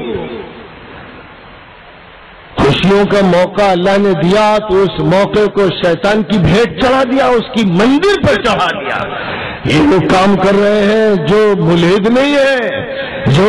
جانے مانے کافر نہیں ہے، جو مشرک نہیں ہے، بڑے مسلمان، بڑے مومن، بڑے اللہ والے، بڑے مددگار، ان کی بڑی تعریفیں ہیں، وہ یہ کر رہے ہیں۔ اسی وجہ سے ہو رہا ہے کہ اسلام ادھورا ہے، کٹا ہوا ہے، چچھڑے ہیں، کوئی ٹکڑا کسی کے پاس، کوئی ٹکڑا کسی کے پاس، مل جل کے کسی نہ کسی طرح اسلام کی مکمل شکل بنائی جاتی ہے، رفع کیا جاتا ہے اور پیوند کاری ہوتی ہے۔ ایک ایسا لباس ہے جس میں سینکڑوں چتھڑے لگائے گئے ہیں اور رفع کیا گیا ہے، دیکھنے سے نہایت بدنما لباس سامنے آتا ہے۔ اس بدنما لباس کو آپ پیش کریں گے تو لوگ کیا سمجھیں گے کہ بھائی یہ کسی شریف آدمی کا لباس تو نہیں معلوم ہوتا، غریب سے غریب آدمی بھی یہ نہیں پہنتا، یہ تو ایسا لگتا ہے کہ کوئی سنکی آدمی ہے، کوئی سنکی ہے، اس لیے اس نے یہ شکل بنا رکھی۔ اسی صورتحال کو آج آپ نے ملت کی طرف سے اور قوم مسلم کی طرف سے پیش کر رکھا ہے کہ غیر مسلموں کو آپ ایک سنکی آدمی کی شکل دکھا رہے ہیں۔ آپ کا اسلام کیا ہے، آپ کا قرآن کیا ہے، آپ کا دین کیا ہے، اس کا تو پتہ ہی نہیں، اور اس کا پتہ نہیں یہ بھی آپ کا جرم ہے، اس جرم کا بھی پتہ نہیں، انہیں یہ بھی نہیں معلوم کہ آپ اس میں بھی مجرم ہیں۔ انہیں آپ کی توحید نہیں معلوم، آپ کی نماز نہیں معلوم، آپ کی زکوٰۃ نہیں معلوم، آپ کا روزہ نہیں معلوم، آپ کا حج نہیں معلوم، آپ کی شادیاں ضرور وہ دیکھتے ہیں، تو وہ دیکھتے ہیں کہ بھائی ہم بڑے شیطان، یہ چھوٹے شیطان، لیکن ہمارے راستے پر ہیں، آج نہیں تو کل آ جائیں گے، آج ابھی ان کے یہاں دھوم دھڑکے ہیں، کل ان کے یہاں باجے گاجے ہوں گے، آج ان کے یہاں چھوٹا موٹا سا کیمرہ ہے، کل بہترین ٹی وی چینلز کے پروگرام ہوں گے، یہ سب ہوگا۔ اور آج بھی کتنوں کے یہاں ہے جو ذرا زیادہ حوصلے والے ہیں اور جن کی دولت ان کو گدگداتی ہے اور ابلیسیت اور شیطنت کے پھندے میں وہ پھنسے ہی رہتے ہیں، وہ سارے مظاہرے کرتے ہیں۔ تو آپ کی شادی وہ دیکھتے ہیں، آپ کی تجارت اور تجارت کا فراڈ اور دھوکہ اور جھوٹ اور فریب اور سود اور قرض اور بینک کے مسائل وہ سب دیکھتے ہیں، اس میں وہ جانتے ہیں کہ ہم زیادہ شاطر اور ماہر ہیں، یہ چھوٹے کھلاڑی ہیں۔ آپ کی کمپنیز وہ دیکھتے ہیں، اور سڑک پر جو کچھ بھی آپ کا ہے وہ ان کی نگاہوں کے سامنے ہے، وہاں پر آپ کی تصویر کچھ اور ہے۔ آپ جرائم میں آگے ہیں، ان کو معلوم ہے کیونکہ جیل میں آپ کی تعداد زیادہ ہے، آپ کا جو پرسنٹ ہے وہ مثلا 60% ہے، ان کا 20% ہے، تو جرائم میں وہ کم ہے، آپ زیادہ ہیں۔ جھوٹ آپ کے یہاں زیادہ ہے، ان کے یہاں کم ہے، امانت کے خلاف ورزی آپ کے یہاں زیادہ ہے، ان کے یہاں کم ہے، تعلیم ان کے یہاں زیادہ ہے، آپ کے یہاں کم ہے، تو کس چیز کو آپ پیش کریں گے؟ آپ اپنی مسجد میں ماشاءاللہ سفید کپڑوں میں اور عمدہ ٹوپیوں میں جمع ہو جاتے ہیں، جمعہ پڑھ لیتے ہیں، لیکن اس کے بعد پھر یہ صورتحال ہوتی ہے کہ ان سفید کپڑوں کے اندر سیاہ دل ہوتے ہیں اور سیاہ دماغ ہوتے ہیں اور ان کے اندر سیاہ اخلاق ہوتے ہیں اور غلط معاملات ہوتے ہیں، جو اس وقت نظر آتے ہیں جب آپ مارکیٹ میں ہوتے ہیں، جب کمپنی میں ہوتے ہیں، جب لوگوں کے بیچ میں ہوتے ہیں، جب گانوں کی محفل میں ہوتے ہیں، جب فلم دیکھ رہے ہوتے ہیں، جب موبائل سے بڑھانا تصویریں دیکھ رہے ہوتے ہیں، اور جب آپ لوگوں کے ساتھ باتیں کر رہے ہوتے ہیں اور گرل فرینڈ بنانے کے چکر میں ہوتے ہیں، کوئی بوائے فرینڈ بنانے کے چکر میں آپ کی بہن ہوتی ہے، جب یہ صورتحال ہوتی ہے تو تصویر بڑی بدنما، بڑی گندی، بڑی مسخ شدہ ہوتی ہے۔ تو جب یہ طے کیا جائے گا کہ اللہ تعالیٰ کے پورے نظام کو نہ صرف یہ کہ ہمیں برپا کرنا ہے بلکہ سب پر نافذ کرنا ہے، کیونکہ دین محمدی دین آخری اور وہ دین جس کا آخری ایڈیشن حضرت محمد صلی اللہ علیہ وسلم کے ذریعے آیا، وہ اس لیے آیا تھا کہ پوری دنیا پر نافذ ہو، اس لیے مکہ مکرمہ سے نکل کر حضور صلی اللہ علیہ وسلم مدینہ منورہ تشریف لائے اور مدینہ منورہ سے مسلسل چوطرفہ نکلتے رہے، لوگوں کو بھیجتے رہے۔ یمن کا جو آخری بارڈر ہے وہاں پہنچ کر اس کا نظام اپنے ہاتھ میں لیا، بحرین مشرق میں جو آخری بارڈر اس کا نظام اپنے ہاتھ میں لیا، عمان کا جو آخری بارڈر تھا اس کا نظام اپنے ہاتھ میں لیا، اور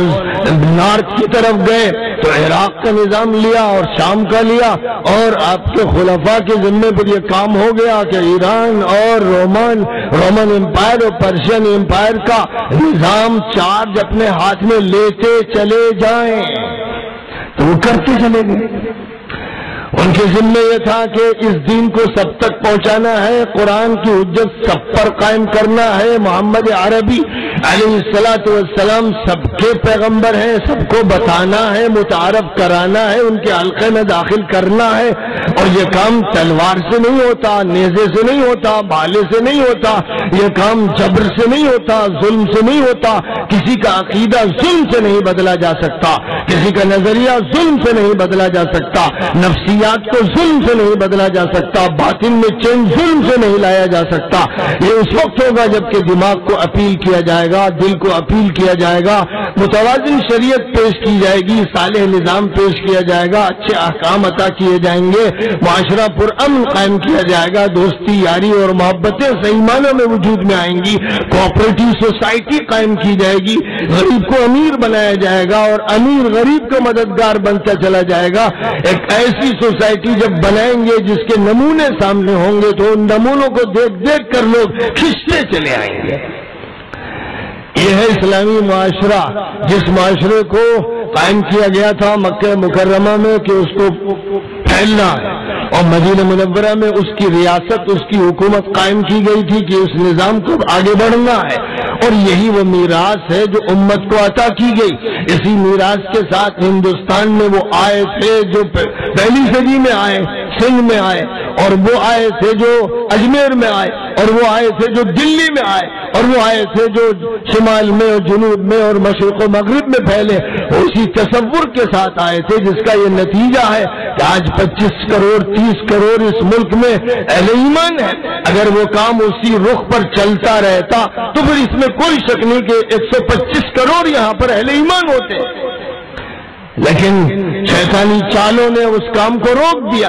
جو کام چل رہا تھا اس کام پر رکاوٹیں لگا دی گئی، اور سب سے بڑے شیطان برطانیہ سے اس ملک میں آئے، جنہوں نے ڈیوائڈ اینڈ رول کی پالیسی کو اختیار کر کے اس کو تعلیم گاہوں میں داخل کر دیا، اس کو اکیڈمی میں داخل کر دیا، اس کو سیاست کا رکن رکین بنا دیا۔ ان پالیسیوں کے ذریعے سے انہوں نے کامیابی اس میں حاصل کی کہ جو امت مسلمہ ہے اس کے بھی ٹکڑے ہو جائیں، اور جو دیگر لوگ یہاں بستے ہیں وہ بھی ایک دوسرے کے خلاف دشمن بن جائے۔ یہ وہ طریقہ کار تھا جو انہوں نے اختیار کیا، اور انہوں نے پھر جن کو حکومت حوالے کی یہاں یا پاکستان میں، انہوں نے اپنا ہی کلچر، اپنا طریقہ، ڈیوائڈ اینڈ رول کی پالیسی ان کو دے دی۔ تو اسی بنیاد پر سیاست 1947 سے شروع ہوئی، جس نے برادریوں میں لوگوں کو بانٹا، پارٹیوں میں بانٹا، مذہبوں میں بانٹا، طبقوں میں بانٹا، فسادات کرائے، خون بہایا، انسانوں کو گاجروں مولیوں کی طرح کاٹا، ذلت ذلیل کیا، رسوا کیا۔ یہی مشن اختیار کیا گیا، جس کا نتیجہ یہ ہے کہ ہندوستان کو جہنم بنا دیا گیا۔ انگلستان تو پہلے سے جہنم بنا ہوا تھا، لوگ جاتے ہیں وہاں کہ سڑکیں اچھی ہیں، بجلی ہے، پانی ہے، پیسہ ہے، کھانا ہے، ظاہر ہے کہ یہ سارے انتظامات کسی بکرے کے لیے، کسی سانڈ کے لیے، کسی بھینسے کے لیے ہیں، لیکن جہاں تک تعلق ہے نظام کا، وہ للہ ہی نہیں، شیطانی نظام ہے، ابلیسی نظام ہے، ننگا کلچر ہے، خدا کی شریعت سے ٹکرانے والے مجرم ہیں جو حکومت کر رہے ہیں یورپ پر، امریکہ پر اور رشیا پر۔ ان کے ہاتھ میں نظام ہے جو خدا کے باغی ہیں، لیکن جو جاتا ہے یہاں سے بکرا،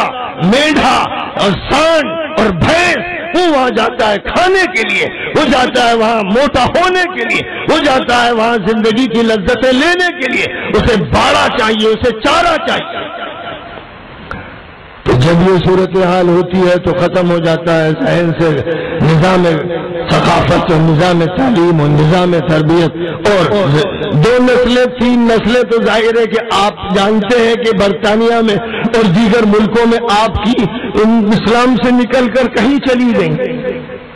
اور جو نسلیں ابھی موجود ہیں ان کو اسلامی ثقافت سے دور کرنے کی کیسی خطرناک مہم چل رہی. وہ کمپلسری ایجوکیشن کا سسٹم ہے اور مخلوط سسٹم ہے، لہذا اس کے اثرات شیطانی تو پڑھنے ہی پڑھنے ہیں. کتنے ہی بڑے آپ ملا بن جائیں، صوفی بن جائیں، ان اثرات کو روک ہی نہیں سکتے. اور وہی اثرات ہیں جو یہاں منتقل کیے جا رہے ہیں تیزی کے ساتھ. اسی تجربے کو دہرایا جا رہا ہے کیونکہ عالمی نظام اسی پر قائم ہے. یونائٹڈ نیشنز آرگنائزیشن کا جو سسٹم ہے، اس کا جو یونیسکو کا ادارہ ہے اور اس کے دیگر عالمی ادارے ہیں، وہ سب ابلیسی نظام کے رکھوالے اور اس کے محافظ ہیں. اس سے پہلے لیگ آف نیشنز کا نظام تھا، پہلی عالمی جنگ کے بعد اس کو قائم کیا گیا تھا، وہ بھی اسی ابلیسی نظام کا ایک حصہ تھا. اب دوسرا ابلیسی نظام ہے، شاطرانہ، یارانہ، بڑی چالاکی کے ساتھ، اچھی اصطلاحات کے ساتھ جس کو چلایا جا رہا ہے، جس کے شکار ہمارے سارے ملک ہیں، ہمارے سارے حکمراں ہیں، ہمارا پورا نظام ہے. عربی ہو یا عجمی ہو، مراکش سے انڈونیشیا تک سب کے سب حکمراں UN کے غلام، ان کے بندھوا مزدور، ان کے ماتحت باندیوں اور غلاموں کی ایک بھیڑ ہے جو اپنے نہ فکر میں آزاد، نہ ثقافت میں آزاد، نہ نظام حکمرانی میں آزاد، نہ انتظامیہ میں آزاد، جنہوں نے اپنی آزادی کو داؤں چڑھا دیا ہے اور منظر پر بھیٹ چڑھا دیا ہے. تو ایک طرف وہ ہے اور ایک طرف قومیں ہیں، اور یہ قومیں کہیں کہتے ہیں کہ اقلیت میں ہیں اور کہیں اکثریت میں ہیں. نہ ان کی اکثریت سے کوئی فائدہ، نہ اقلیت سے کوئی فائدہ. جہاں اکثریت میں ہے وہاں زیادہ بری طرح مارے جا رہے ہیں. شام میں اکثریت میں ہے، تباہ ہو رہے ہیں. عراق میں اکثریت میں تباہ ہو رہے ہیں. یمن میں اکثریت میں تباہ ہو رہے ہیں. آسمان سے ان کی بارش بموں کی ہے، راکٹوں کی ہے، میزائلز کی ہے، اور کیمیکل ویپنز کا استعمال کیا جا رہا ہے. ایک ایک دن میں 100، 200، 300 آدمیوں کی موت معمولی بات ہے، اور کیمیکل ویپن سے 1000، 2000 آدمی مار دیے جائے ایک معمولی بات ہے. UNO جو دنیا میں امن قائم کرنے کے لیے قائم کیا گیا تھا، وہ 10 لاکھ انسانوں کی لاشوں کا تماشا شام میں دیکھ رہا ہے. لاکھوں کو وہ عراق میں مروا چکا ہے، اور یمن میں وہ سب کے مروانے کا ذمہ دار بنا ہوا ہے، اور لیبیا کو تباہ کر رہا ہے. اس سے پہلے صومالیہ کو تباہ کر چکا ہے، اور اسی کے ایک فرد نے چچنیا کو ملبے میں تبدیل کر دیا. یہ اس کی کارروائی ہے، یہ اس کی کارگزاری ہے. اور ان تمام کارگزاریوں کے بعد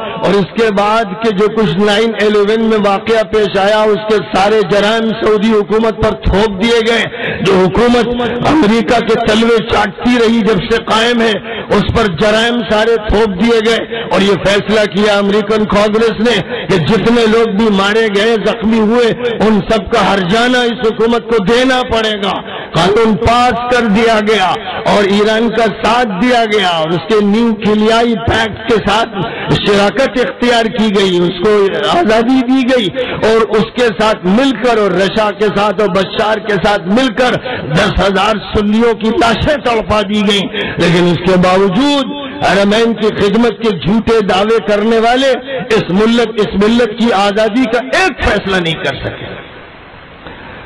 یہ خطرناک تصویر ہے.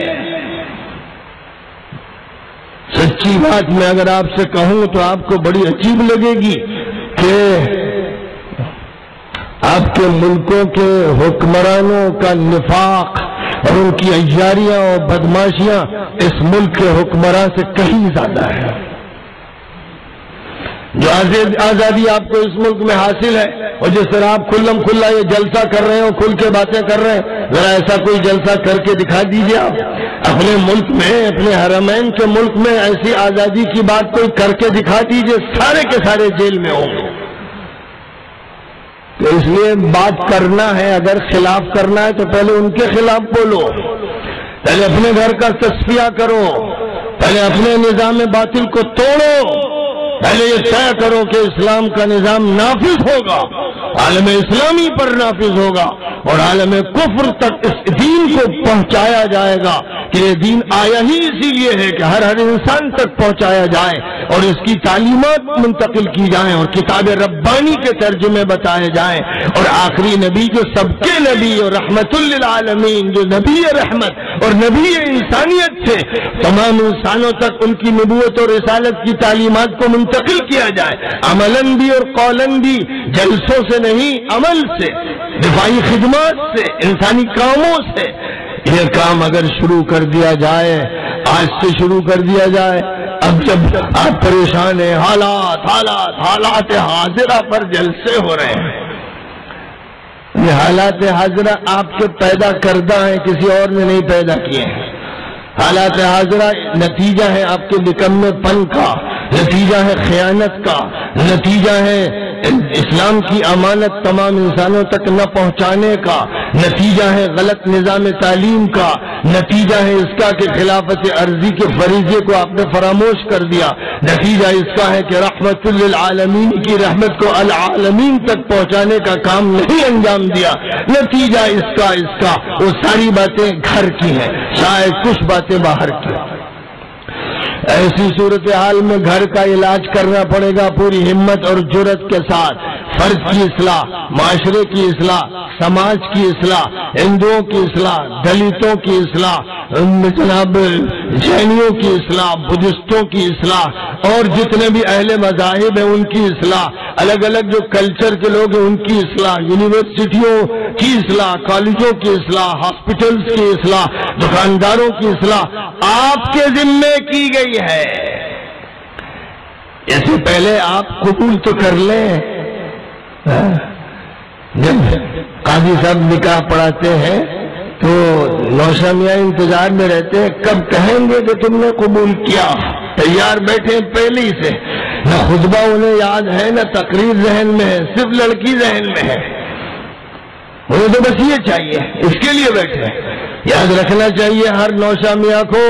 کہ جب تک اسلامی نظام میں ازدواج قبول نہیں، جب تک قرآنی نظام قبول نہیں اور اسلامی ازدواجی زندگی گزارنے کا فیصلہ نہیں، آپ کے حق میں لڑکی جائز نہیں اور آپ کی شادی نہیں، چاہے کتنے مولوی نکاح پڑھا دیں۔ پہلی شرط ہے اس کو ماننا، اس نظام قرآنی کو ماننا۔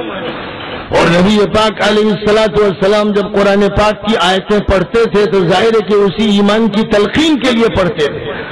اس کو قبول کر لیا جائے گا تب کہیے کہ بھائی آپ کی شادی فلاں سے ہو رہی ہے، آپ نے قبول کیا؟ جی میں نے قبول کیا۔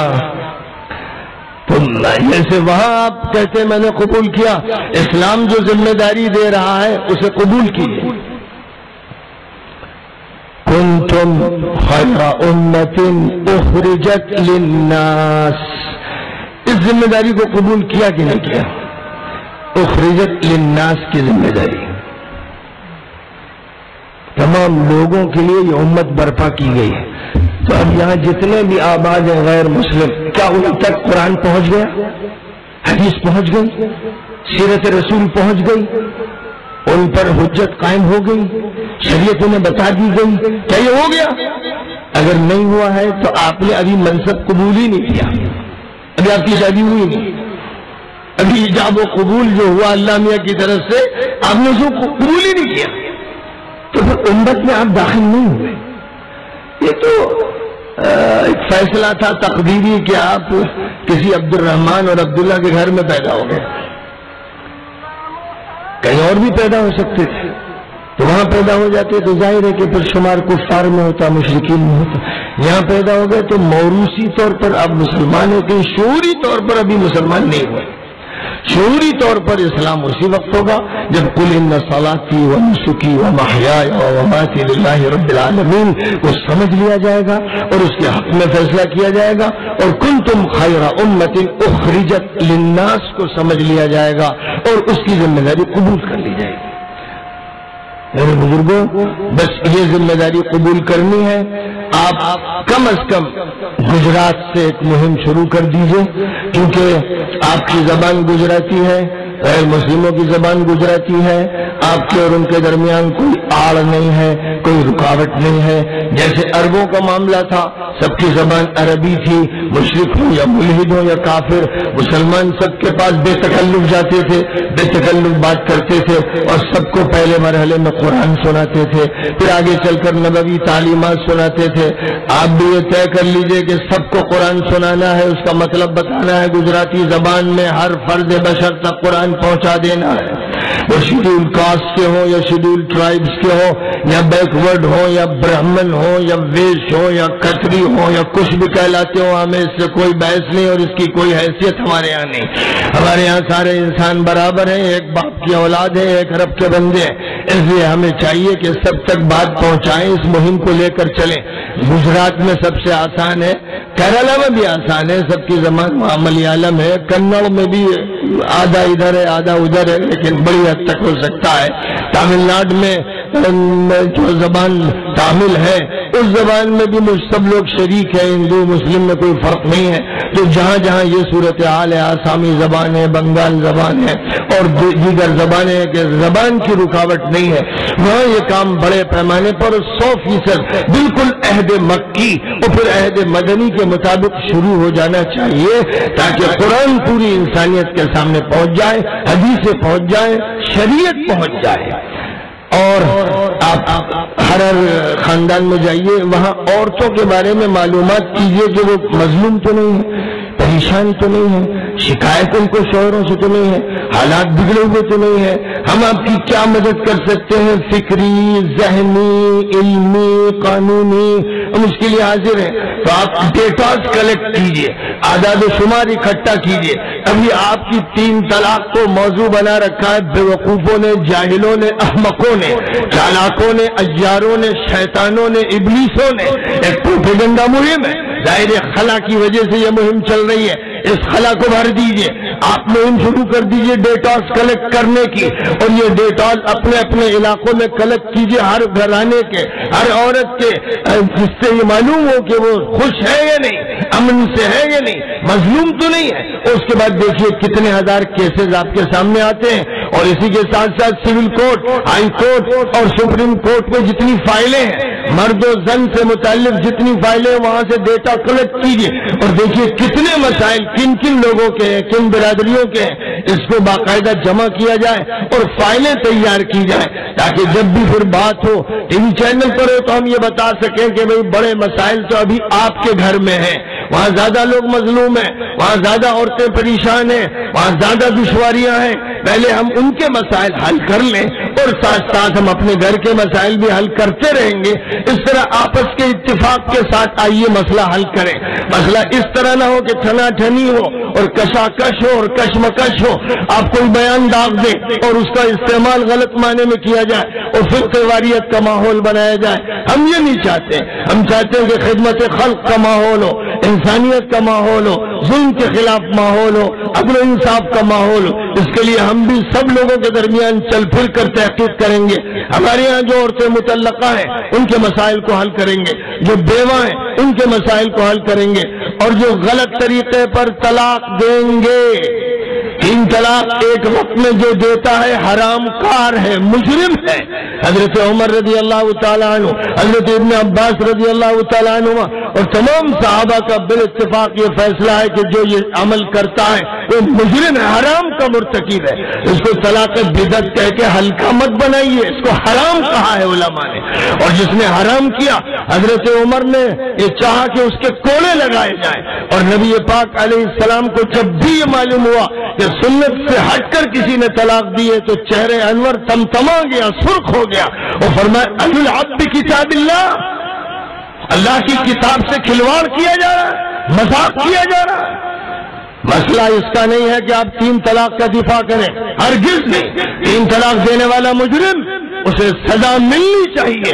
اور حضرت عمر نے جو سزا دینی چاہیے انہوں نے پھر جب یہ فیصلہ کیا کہ اس کی پڑ جائیں گی تو یہ اس کے لیے سزا تھی، عورت کے لیے سزا نہیں تھی۔ آپ کے معاشرے میں عورت کے لیے سزا ہوتی ہے، اس مرد کو، اس بیل کو، اس سانڈ کو چھوڑ دیا جاتا ہے۔ تو مستیاں کرتا پھر؟ ہمیں حکومت کے سامنے یہ تجویز رکھنی ہے، جو 3 طلاقیں دے اس کو 3 مہینے کم از کم جیل اور 30,000 روپے اس پر جرمانہ عائد کیا جائے، اور اس کی بیوی کے لیے گھر بنایا جائے، اس کے لیے پالی ٹیکنک قائم کیے جائیں، اس کے لیے انتظامات کیے جائیں۔ اگر گھر والوں کے بس میں نہیں ہے تو حکومت اس کا نظم کرے اور امت اس کا نظم کرے۔ مسائل کو حل کرنے کی طرف آگے بڑھنا ہے، مسائل کو ٹینشن کا موضوع نہیں بنانا ہے اور دکھا دینا ہے۔ مودی جی سے کہنا ہے کہ جو تقریر لال قلعے پہ کرتے ہیں آپ اس کو ملک میں نافذ کر کے دکھائیے۔ آپ کہتے ہیں کہ 125 کروڑ ہمارے، تو کسی طرح کی تفریق کی کوئی گنجائش نہیں، نہ ملازمت میں، نہ فوج میں، نہ پولیس میں، نہ یونیورسٹیز میں، اور نہ کسی طرح کے شعبے میں کسی طرح کی تفریق کا کوئی جواز نہیں ہے۔ تمام ملک کے شہری قانون کی نظر میں برابر ہیں، سب کو یکساں حق شہریت حاصل ہے۔ وہ اپنے اس حق کو لیں گے اور ہماری ذمہ داری ہے، ہم امت محمد ہیں صلی اللہ علیہ وسلم، ہم انسانیت کا پیغام رکھتے ہیں، ہماری ذمہ داری ہے کہ ہم سب کو مخاطب کریں اور سب کے مسائل حل کرنے کے لیے آگے بڑھیں۔ یہ اصل اقدام ہے جسے اختیار کرنا ہے۔ صرف یہ کہ فلاں فیصلہ ہو رہا ہے اور ہمارے خلاف یہ بات ہو رہی ہے تو ہم اس پر احتجاج کریں گے۔ احتجاج 70 سال سے ہو رہے ہیں اور آپ نیچے گرتے چلے جا رہے ہیں اور شدر بن کے رہ گئے ہیں۔ صرف احتجاج کی پالیسیوں سے کچھ نہیں ہوگا، آپ کو اقدام کی پالیسی اختیار کرنی پڑے گی، آپ کو مشارکت کرنی پڑے گی، انتظام اپنے ہاتھ میں لینا پڑے گا اور ڈیٹاز کلیکٹ کرنے پڑیں گے اور رفاہی کاموں کا جال بچھا دینا ہوگا، تو وہ صورتحال بدلتی نظر آئے گی۔ جو آج بڑے بڑے منہ سے اور بڑی بڑی زبانوں سے آپ کے خلاف بول رہے ہیں یہ دبک جائیں گے، جو دلوں میں داخل ہو جائیں گے، ان کے منہ میں زبان باقی نہیں رہ جائے گی، ان میں ہمت نہیں ہوگی کہ اس امت کو چیلنج پیش کریں۔ اس لیے اس امت کو وہ کام کرنا ہے جو اسے کام دیا گیا ہے، اس میں پیچھے نہیں ہٹنا ہے، اور اس سلسلے میں مدارس کو بھی اور اداروں کو اور جماعتوں کو پوری قوت کے ساتھ شامل ہونا ہے۔ یہ دور اب اس کا آ گیا ہے کہ اسلام کا تعارف پوری قوت کے ساتھ ہر قوم کے سامنے کیا جائے، ہر برادری کے سامنے کیا جائے، ہر صاحب مذہب کے سامنے کیا جائے۔ دب دب کے چھپ چھپ کے سہم سہم کے مت جیے، یہ جینا نہیں ہے اور یہ اسلامی زندگی کے لچھن نہیں ہے۔ اس لیے جینے کا طریقہ بدلنا پڑے گا، تو پھر آپ مسائل کو حل کرنے میں اپنا اہم رول پلے کر سکتے ہیں۔ اگر آپ ہی کے گھر کا ایک آدمی دلی کی گدی پہ بیٹھا ہے تو آپ کیوں اس کے ساتھ شریک ہو کر ملک کے نظام کو اپنے ہاتھ میں لینے کے لیے تیار نہیں؟ آپ کیوں اپنے کو اقلیت میں سمجھتے ہیں؟ صحیح بات یہ ہے کہ سب سے چھوٹی اقلیت اس ملک میں ہندوؤں کی، یہ ایک فیکٹ ہے۔ بہت مشکل سے 15% ان کی تعداد ہے۔ جتنے بھی شیڈول کاسٹ ہیں سب غیر ہندو ہیں، جتنے بھی شیڈول ٹرائبز ہیں سب غیر ہندو، جتنی بھی بیکورڈ کلاسز ہیں سب غیر ہندو۔ ایک دھوکے اور فراڈ کے ذریعے ان کو اپنے میں شامل کر لیا جاتا ہے تاکہ اپنی تعداد بڑھا کر دکھائی جائے اور تاکہ مسلمانوں اور ان کے درمیان فرقے وارانہ فسادات پیدا کیے جائیں۔ واقعہ یہ ہے کہ جو غیر مسلم ہیں وہ بہت سے ہیں، متفرق ہیں، لیکن جہاں تک تعلق ہے ہندوؤں کا وہ سب سے چھوٹی اقلیت اس ملک میں ہے، اور جن کے ہاتھ میں نظام حکمرانی ہے وہ صرف 3.5% ہے، ان کے ہاتھ میں نظام حکمرانی ہے۔ واقعہ یہ ہے کہ بڑی شاطرانہ چالوں کا یہ نتیجہ ہے جو انگریزوں کے دور سے چلی آ رہی ہیں اور ان کے ماں باپ ان کے جال بن دیے گئے۔ اب ضرورت اس بات کی ہے کہ بغیر تفریق کے، ہم لوگ تو اقلیت اور اکثریت کی تفریق کے قائل نہیں، ہم تو انسانی بنیادوں پر تمام انسانوں کو بھائی مانتے ہوئے اور ایک باپ کا بیٹا اور بیٹی مانتے ہوئے اور اللہ کا بندہ اور بندی مانتے ہوئے کام کو لے کر آگے بڑھنا چاہتے ہیں اور اس مشن کو پوری قوت سے شروع کرنا چاہتے ہیں۔ اے گجرات والوں، پورے ملک کی قیادت اس مسئلے میں آپ سنبھال لو، ابتدا کر دیجئے اس کام کی گجرات سے اور بڑے پیمانے پر اس کی ابتدا کیجئے تاکہ اس کی صدا پورے ملک میں پہنچے اور یہاں سے یہ بات سامنے آئے کہ جو کام کیا تھا پرانوں نے، بڑوں نے، بزرگوں نے، اس ہندوستان کی سرزمین پر حق لے کر آئے تھے، رحمت کا دعوت لے کر آئے تھے، انسانیت کا پیام لے کر آئے تھے، آج اسے پھر زندہ کرنے کی مہم شروع کر دی گئی ہے۔ اللہ اپنے فضل و کرم سے آپ کے اس اجلاس کو قبول فرمائے اور اس میں دام درم قدم سخن شریف ہونے والوں کی شرکت کو قبول فرمائے اور ہم سب کو اللہ تعالیٰ معاف فرما دے، ہمارے ساتھ اچھا معاملہ فرمائے اور ہمیں ہمت اور حوصلہ نصیب فرمائے۔ وآخر دعوانا ان الحمد للہ رب العالمین۔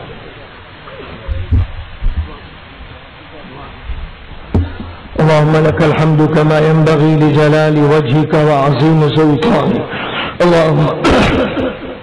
اللهم صل على محمد وعلى آل محمد كما صليت على إبراهيم وعلى آل إبراهيم إنك حميد مجيد ربنا آتنا في الدنيا حسنة وفي الآخرة حسنة وقنا عذاب النار. اے اللہ تیرا دین بہت بڑا ہے، اے اللہ تو بہت بڑا ہے، اے اللہ تیرے نبی بھی بہت بڑے ہیں، اے اللہ تیری شریعت بڑی عظیم ہے، اور اے اللہ ہم سب بڑے کمزور ہیں، بڑے بے بس ہیں، اے اللہ بڑے بے ہمت ہیں. اے اللہ تو ہی ہے جو جاہل کو عالم بناتا ہے، اور تو ہی ہے جو بیج کو پودا بناتا ہے اور پودے کو درخت بناتا ہے. اے اللہ زمین کے اندر سے سونے اور چاندی کے خزانے تو ہی اگلواتا ہے، نکلواتا ہے. اے اللہ محض اپنے فضل و کرم سے ہم سب کو اپنے دین کی اس دعوت کو اس طرح پیش کرنے کی توفیق عطا فرما دے جیسے نبی پاک علیہ السلام کے صحابہ نے روم و ایران کی حکومتوں کے سامنے پیش کیا. اے اللہ ہمیں ان کا عقیدہ عطا فرما، ان کا ایمان عطا فرما، ان کا عمل عطا فرما، ان کا اخلاص عطا فرما، ان کا جذبہ عطا فرما. اے اللہ ان کا حوصلہ عطا فرما، ان کی ہمت عطا فرما. اے اللہ ان کا چمکتا باطن عطا فرما، ان کا مؤثر ظاہر عطا فرما. اے اللہ ان سے سچی نسبت عطا فرما. اے اللہ آقائے مکی و مدنی سے وہ نسبت عطا فرما دے کہ ہمارے جسم میں کرنٹ دوڑتا ہے، ہمارے جسم میں بجلیاں کوننے لگے. اے اللہ آسمان سے حق کی بارش فرما دے اور زمین سے حق کے خزانے نکلوا دے. اے اللہ ہمارے جوانوں کو اپنے فضل و کرم سے دوبارہ خبیب و خباب اور عمار و یاسر اور ابو بکر و عمر و عثمان و علی کی صفات عطا فرما دے. اے اللہ ہمیں وہ حوصلہ اور ہمت عطا فرما کہ تیرے دین کے ڈنکے بجاتے ہیں اور نام بلند کر دے اور حق کو لوگوں کے سامنے مبرہن کر دے. اے اللہ ہمارے گناہوں کو معاف فرما، ہماری خطاؤں کو معاف فرما. سب سے بڑی خطا جو ہم سے ہوئی کہ تیرے دین کا تعارف سب سے نہیں کرایا، اسے معاف فرما دے. اور اللہ اس کے لیے ہم کو صحیح زبان اور صحیح دل اور صحیح قلم اور اس کے لیے سچا حوصلہ اور ہمت عطا فرما. اے اللہ ہمارے پچھلے اور موجودہ سارے گناہ معاف فرما کر ہمارے لیے توبہ کی قبولیت کا فیصلہ فرما. اے اللہ اس روئے زمین اور اس مدرسے اور ادارے اور اس جلسے کے منتظمین کی اے اللہ نیتوں کو قبول فرما اور اپنے فضل سے ان کے اس عمل کو قبول فرما. اے اللہ ہم سب کے سب تیری بارگاہ میں اپنی بھیک مانگنے کی ادا تیرے سامنے رکھتے ہیں اور تجھ سے درخواست کرتے ہیں. اے اللہ ہمارے تمام گناہ معاف فرما کر اور ہماری توبہ قبول فرما کر ہماری بگڑی بنا دے، قسمت چمکا دے، اپنے دین کے راستے پہ چلا دے، قدم مضبوط فرما دے. اے اللہ ہمارے قدم مضبوط فرما دے، دلوں کو مضبوطی عطا فرما دے اور ہم سب کے لیے مغفرت کا فیصلہ فرما. ربنا تقبل منا انك انت السميع العليم وتب علينا انك انت التواب الرحيم. وصلى الله تعالى وسلم على خير خلقه محمد وآله وأصحابه أجمعين برحمتك يا أرحم الراحمين.